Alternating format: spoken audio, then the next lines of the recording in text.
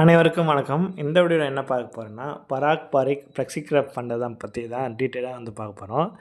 நீங்க ஃப்ளெக்ஸிகேப் கேட்டகரிய பத்தி எடுத்தாலே ஃபர்ஸ்ட்டு ஃபண்ட் உங்க மைண்டுக்கு வர்றது இந்த ஃபண்ட் தான். பராக் பாரிக் ஃப்ளெக்ஸிகேப் ஃபண்ட். இந்த ஃபண்ட் தான் கடந்த 10 வருஷமா இந்த ஃபீல்டு அதாவது ஃப்ளெக்ஸிகேப்னு கேட்டகரியில ரீடிங்ல இருக்கு. ஏன்னா இன்வெஸ்டர் எல்லாமே ஹெவியா இந்த இன்வெஸ்ட் பண்றாங்க. அதனாலயே இதோட அசெட் மேனேஜ்மெண்ட் 1,00,000 கோடிய கிராஸ் ஆகிருக்கு. நீங்கள் இந்த ஃபண்டை இன்வெஸ்ட் பண்ணியிருக்கீங்களா, இல்லை ஆல்ரெடி இன்வெஸ்ட் பண்ணுறதா யோசிச்சு வச்சுருக்கீங்களா, இந்த வீடியோ உங்களுக்கு வெரி யூஸ்ஃபுல்லாக இருக்கும். ஏன்னா பேசிக்லேருந்து அட்வான்ஸ் வரைக்கும் டீட்டெயிலாக இந்த ஃபண்டை பற்றி ரிவ்யூ பண்ண போகிறோம். அது மட்டும் இல்லாமல் இந்த ஃபண்டு இன்வெஸ்டருக்கு நல்லதா இல்லை இன்வெஸ்ட் பண்ணலாமா வேணாமா அதை பற்றி தான் பார்க்க போகிறோம். இந்த ஃபண்டோட பேசிக் டீட்டெயில் பார்க்கலாம். இந்த பராக் பாரிக் ஃபண்ட் 2013 லான்ச் பண்ணாங்க. இது ஒரு பழைய ஃபண்டு தான். அதனாலே லாங் டேர்மில் பார்க்கும்போது நல்ல ரெக்கார்டை இது வச்சுருக்கு. இந்த ஃபண்டு என்னென்னா நிஃப்டி 500 டிஆர்ஏ பெஞ்ச் மார்க்காக வந்திருக்கு. அதனாலேயே ஆனுவல் அசெட் மேனேஜ்மெண்ட் 13,868 கோடியே இருக்குது. இதனாலேயே இது லார்ஜ் அசெட் சைஸாக இருக்குது. இதோட எக்ஸ்பென்ஸ் ரேஷியோ பார்த்தா ரொம்ப கம்மி. இந்த கேட்டகரியை இது ரொம்ப கம்மி. பார்க்கும்போது பார்த்தா 0.63 இருக்குது. இதை ஃப்ளெக்ஸிகேப்பில் மேக்ஸிமமாக ஆவரேஜ் 0.74 இருக்கும். இது அதோட சீப்பராக இருக்குது. ஃபண்ட் மேனேஜரை பற்றி பார்த்தா 2013 மிஸ்டர் ராஜீவ் தாக்கூர் இதோட ஃபண்ட் மேனேஜர் இருக்கார். அடுத்து 2016 மிஸ்டர் ராஜ் மேத்தா இதோட ஃபண்ட் மேனேஜராக இருந்திருக்காரு. அவர் 2022 இருந்திருக்காரு. அதுக்கடுத்து ருகுந்தரா சாந்தினி இருந்திருக்காரு. அடுத்து 2023 மான்சி காரியா இதோட ஃபண்ட் மேனேஜர் வந்திருக்காங்க. ஓவராலாக பார்த்தா நல்ல ஸ்டெபிலிட்டியான ஃபண்ட் மேனேஜ்மெண்ட்டை தான் இதை பார்த்துருக்காங்க. அசட் மேனேஜ்மெண்ட்டும் நல்லா வளர்ந்துருக்கு. அது மட்டும் இல்லாமல் ஃபண்ட் மேனேஜரும் அதிகமாக இன்க்ரீஸ் ஆகியிருக்காங்க. கடந்த 10 வருஷத்தில் பார்த்தா இந்த ஃபண்டு 15-20% ரிட்டர்ன் கொடுத்துருக்கு.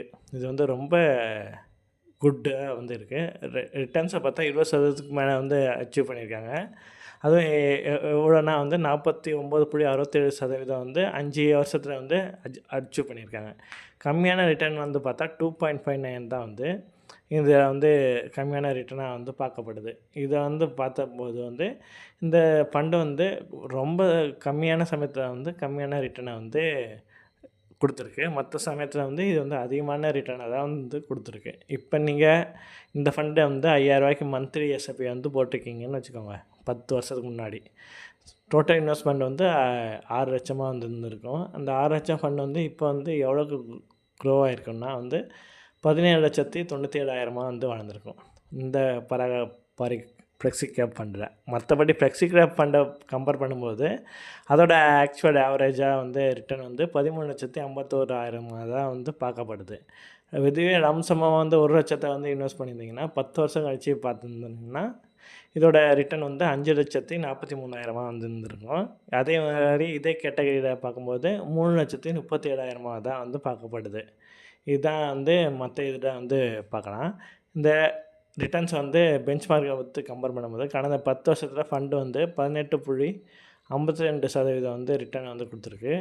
ஆக்சுவலாக பார்க்கும்போது 14.20% தான் கொடுத்துருக்கோம். அதையும் தாண்டி இது கொடுத்துருக்கு. அடுத்து கடைசி 5 வருஷமாக பார்க்கும்போது இந்த ஃபண்டு 25.50% ரிட்டர்ன் கொடுத்துருக்கு. பெஞ்ச் மார்க்கை கம்பேர் பண்ணும்போது 22.67 தான் கொடுத்துருக்கு. அதுலேயே 10வது இடத்துல ரேங்க் ஆகிட்டுருக்கு.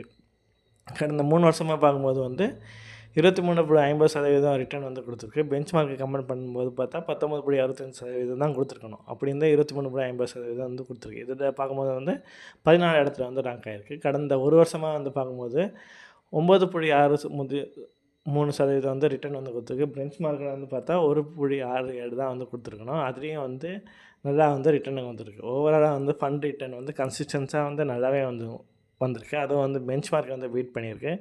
கேட்டகரியை கம்பேர் பண்ணும்போது 4% அதிகமாக கொடுத்துருக்கு கடந்த 10 வருஷத்தில். இது ரொம்பவே அதிசயமாக இருக்குது.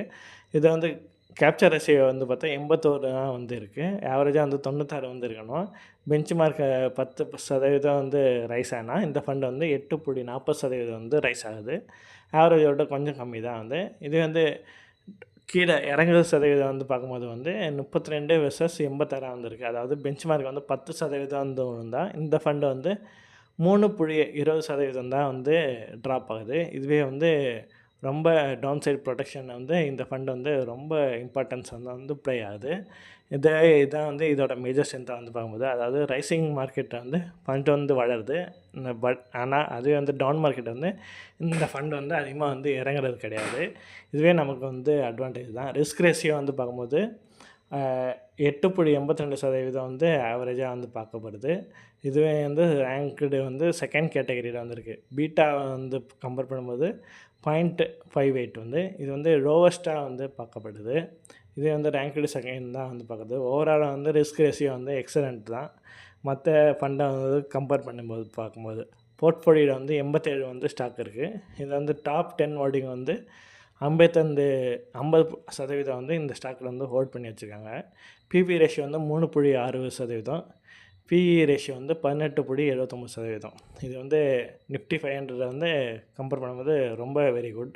அதே மாதிரி டெப்ட்டை வந்து 19.45% வந்து இன்வெஸ்ட் பண்ணியிருக்காங்க. கேஷை வந்து 2.4% வந்து இன்வெஸ்ட் பண்ணியிருக்காங்க. டர்ன் ஓவர் ரேஷியோ வந்து 16.20% வந்து இருக்குது.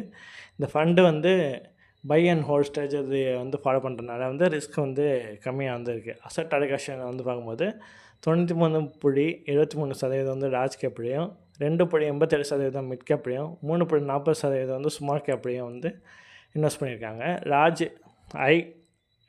லார்ஜ் கேப்பில் வந்து அதிகமாக வந்து எக்ஸ்போசர் இருக்கிறனால வந்து ரிஸ்க் வந்து கம்மியாக இருக்கும். டாப் செக்டர் வந்து பார்க்கும்போது financial, automobile, technology, energy. Top stock இதில் பார்க்கும்போது வந்து HDFC, Bajaj holding, power grid, CIL, Meta, Microsoft, Amazon. இந்த ஃபண்டு வந்து யூஎஸ் மார்க்கெட்டையும் வந்து நமக்கு வந்து இன்வெஸ்ட் பண்ணுறதுனால டைவர்சிஃபிகேஷன் வந்து நல்லா வந்துருக்கு. இது வந்து 1 லட்சம் கோடிக்கு மேலே வந்து இதில் வந்து அசட் மேனேஜ்மெண்ட் வந்து இன்வெஸ்ட் பண்ணியிருக்கனால வந்து 90% வந்து லார்ஜ் கேப் எடுத்தும் மித்ததான் வந்து லிக்விடியாக வந்து வச்சுருக்காங்க. அதிகமாக வந்து இன்வெஸ்ட் பண்ணியிருக்கனால வந்து இந்த அசட் வந்து க்ரோவாக இந்த ஸ்டாக்கும் வந்து இன்க்ரீஸ் ஆகிட்டே வந்து இருக்குது. இந்த அனலைஸுக்கு பார்க்கும்போது ஃப்ளெக்ஸி கேப் கேட்டகரியில் வந்து இதுதான் வந்து நம்பர் 1 வந்து இப்போவும் வந்து இருக்குது.